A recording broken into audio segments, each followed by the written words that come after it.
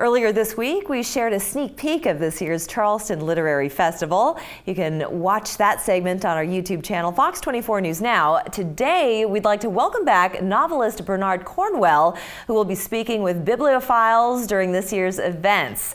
First of all, Bernard, it's great to have you back, and welcome back to Charleston as well. And congratulations on your soon-to-be released book. Well, thank you very much, Layla. It's very nice to be back. Yes. So first of all, your novels have been wildly successful, from the Last Kingdom series to the Sharp books. They've been adapted for television.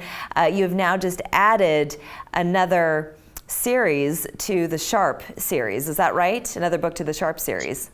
Yeah, we just added Sharp's Assassin, which is the 22nd book in the series. Goodness. It's too much, really. It's too much. 22, that's incredible. And tell everybody who's not familiar with the Sharp series what those books are about.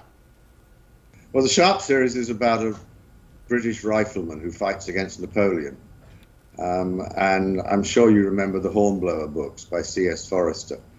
And years and years and years ago, I loved Hornblower and read everything there was. I think there were 11 books in that series.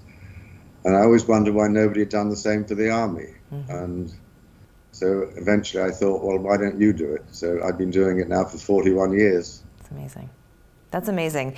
You say that part of the joy of writing a good story is to find out what happened.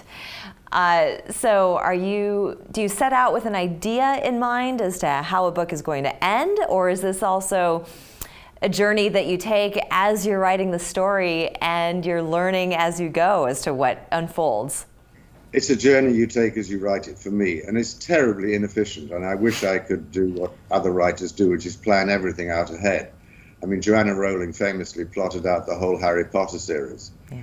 It would make life so much easier if I knew that tomorrow I'm going to write chapter 3 and I know what's in chapter 3, but I don't. I've actually got to the end of a book, writing the last chapter, and not known how it will end. I think it was E.L. Doctorow who said that writing a novel is rather like driving down an unfamiliar country road at night with its twists and turns, and you can only see as far ahead as your rather feeble headlamps show. And that's how I do it.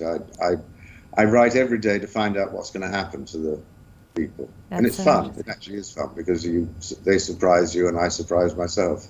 Well, clearly you wouldn't have been doing it for 4 decades. When will fans, readers, be able to speak with you and hear you talk about books and your latest work?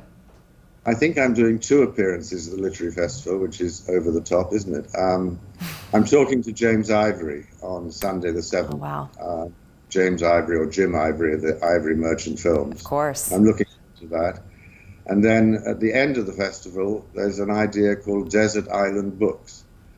And it's actually borrowed from a radio show in Britain, where we imagine that you are going to be stranded on a desert island and you're allowed to take just 7 records with you. I mean, this is old-fashioned because we don't have records any longer. And we've adapted it, and instead it's going to be 8 books. Oh, that sounds like such a wonderful event. Well, it's a Charleston Literary Festival, and it's happening November 5th through the 14th.